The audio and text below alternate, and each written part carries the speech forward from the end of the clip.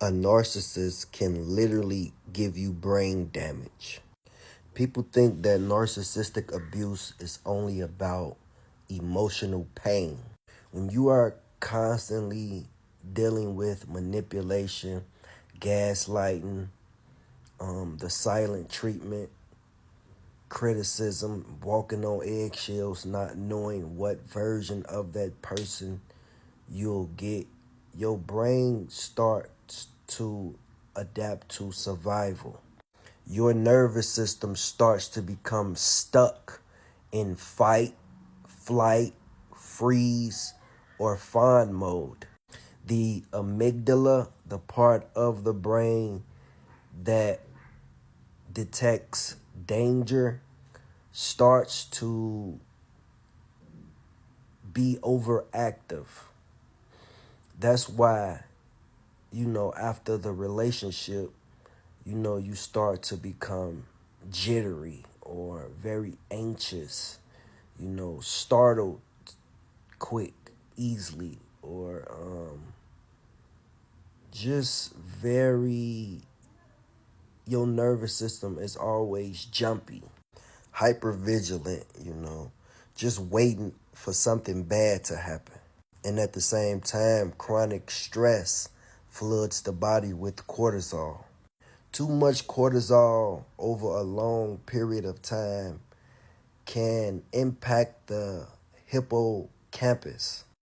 In that specific area involves memory and learning.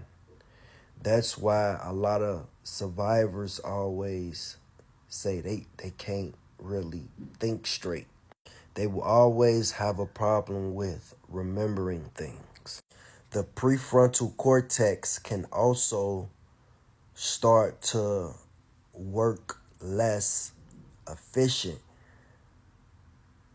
Being under so much stress, the prefrontal cortex is responsible for decision making, emotional regulation. It's responsible for the way you focus. That's why a lot of people that used to be confident, they will start to second guess their own judgment. And what's so crazy is a lot of people think they're losing their mind. But really, it's because your brain adapted to toxic environments. But healing isn't easy once the narcissist is gone, because your nervous system doesn't automatically realize that danger has passed. Your body is still preparing for war even when the war is over. That's why healing requires more than just leaving. You have to retrain your nervous system, rebuild self-trust, reduce stress, get proper sleep. You have to give your brain time to rewire itself. The good news is the brain can recover. It can create new pathways.